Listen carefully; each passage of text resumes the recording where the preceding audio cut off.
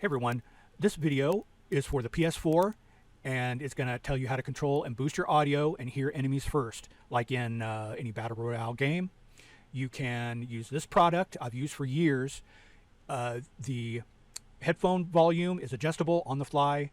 Of course, your mic volume is adjustable. The audio that comes in is adjustable. And I will get to all the specifics on how this all works next.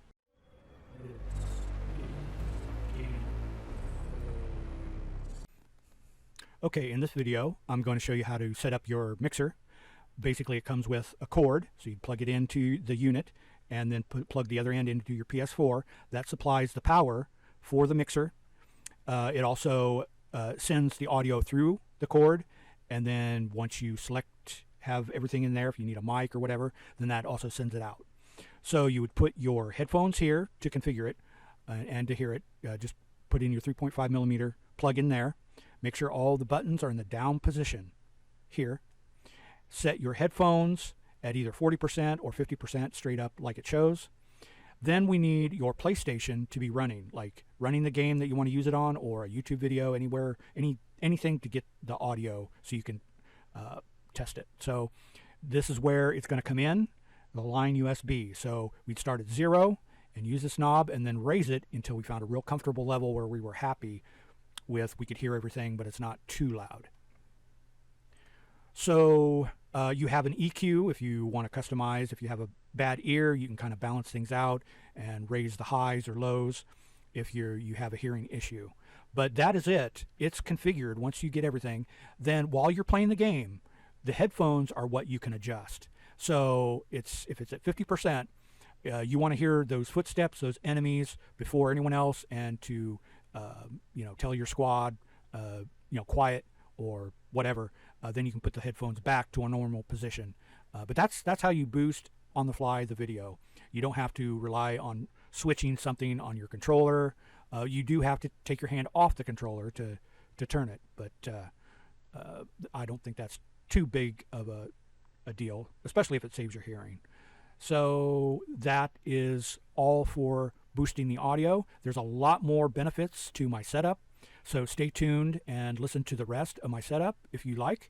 Hope you liked the video. Stay tuned for more of the rest of this video, and I'm going to get into that next. Hey everyone, in this section I'm going to be talking about the PS4 and unlimited recording times for the video and audio. So PS4 has a 15-minute limit, so I'm using the HDMI cloner box, and there's several of these type of things on the market. Just straight to the cloner box and out to the TV, and that will record it. But you'll find that the audio is a little bit low. You strain to hear. So along with another another thing that happened to me, I used an external hard drive. So that kind of took a lot of power, and it did mess around with the power. So only use like USB thumb drives, solid state. I have a VisionTech 3.0 USB, and it's solid state, 128 gig, 25 gig. So I recommend that. So this records at 1080p and 720p. 720p is 60 frames a second, and the 1080p is 30 frames a second. They've got a new version of this that is far superior. I haven't tried it yet, but there is other things available. So basically, I need that audio from the HDMI to be boosted. That's another reason for my setup. So if you just want to go the cheap route and just get the cloner box, that's fine. But you'll need something else if you want to handle the video just right. So the HDMI powered splitter takes care of a couple of different things. You can just play it without having the recording software and still play your game and not have to worry about if your cloner box is on all day and if it's getting wear and tear if you're not recording. So I have a USB fan that kind of cools everything off. I've got everything on a power splitter plus and I'll get into the raw stereo program limiter later. But all that, those three items, the limiter, the cloner box, and the fan, and I think the HDMI powered splitter are both on a power strip. So let's switch to because the cloner box is pretty easy to use. I'll get into the stereo limiter later. But the big thing is the Xenix 302 USB mixer. It is, without fail, the best purchase I got, because this never fails me when I put it into the PlayStation. So when you get it, it comes with a cord. You put it in the unit and you hook it into the PS4, and that's the power. It comes off of that to power the mixer. Once you have that hooked up, it's ready to configure. So basically, you put your headphones, 3.5 millimeter in here. The buttons here are all in the down position to start with. And then you would put the headphone volume to about 40%, maybe 50. And then the next, we need PlayStation volume. So you'd have it playing, you'd have a video playing or a game playing that you could hear the audio that you want to capture. And you would use the line USB, this knob right here, start at 0 and inch it up until you get to a real comfortable volume for what you want to record and listen to. So with that configuring done, let's go to the maybe some of the extras. You can also put a mic with that has a 3.5 millimeter microphone in here, and that'll take up this space right here.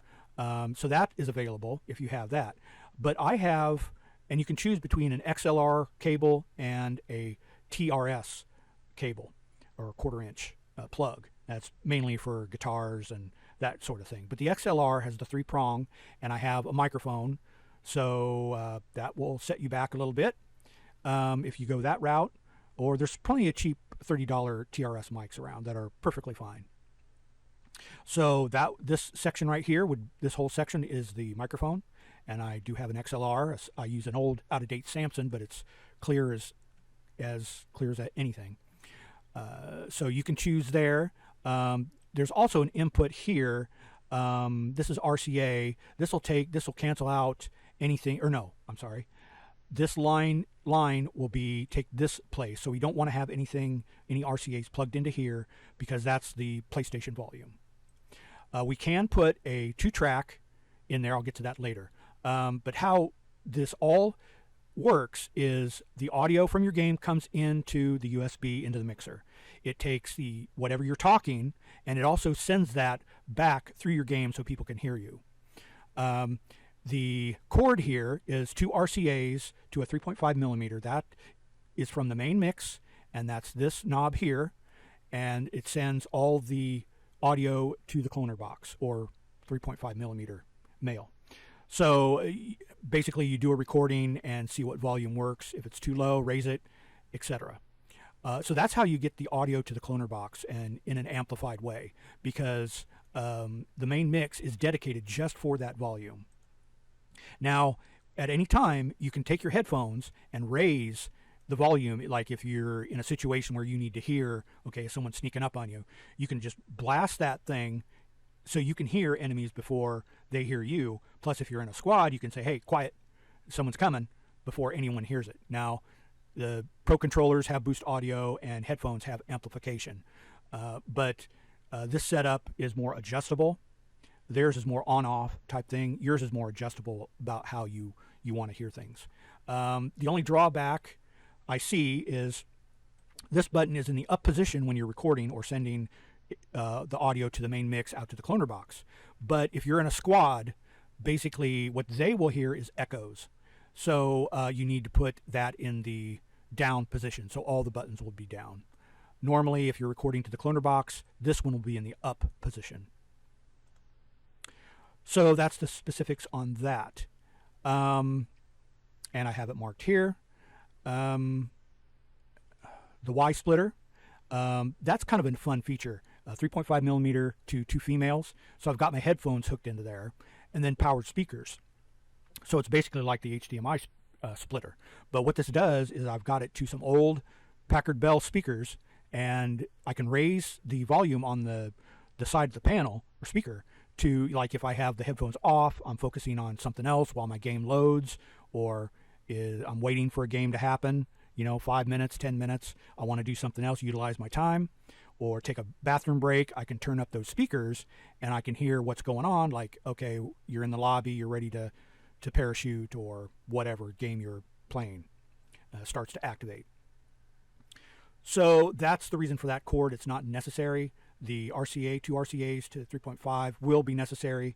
You won't necessarily like the volume of just the straight HDMI because you have the monitor TV to boost the volume. So it's really kind of low volume.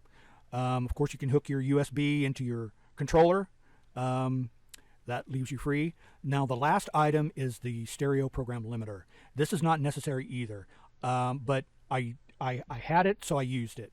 I think normally you'd put like barrels over these wires to cancel out any interference, but I had some interference coming from these cords, I believe, and it, of course, you can correct it pretty easily by stripping it out and limiting or canceling out the noise, but I didn't want that. So if you want to pony up the money for one of these things, it does work. I'll show you how to configure. So it has a inputs and outputs, both 3.5 millimeter and RCAs and 3.5 millimeters. So it gives me a lot of choices there. So basically you would you put the threshold down to 0, and you would start at 0 and then turn that down. Now, while you have this right here, this cord should be plugged into the RAWs in the input. So the output for right now goes to a PC. So, and that goes into the microphone jack. So this is what we're going to do to set it up. So basically, you would turn the mic on, make sure you could hear it live, and then turn this volume or gain knob down. And I hit a sweet spot to where, okay, I could hear static, but then I hit this one area where everything went quiet. So that's perfect. That's where you need to leave it. Take it out of the PC and plug it into your HDMI cloner box, and you've got noise canceling, and you can raise the volume on the mixer here, and this will still cancel out that noise. It's just a quirk of the box. So that's one way if you want to spend the money for that. But that's how I get it all to work, make a good quality MPEG-4, and just keep recording all day long for as long as I want.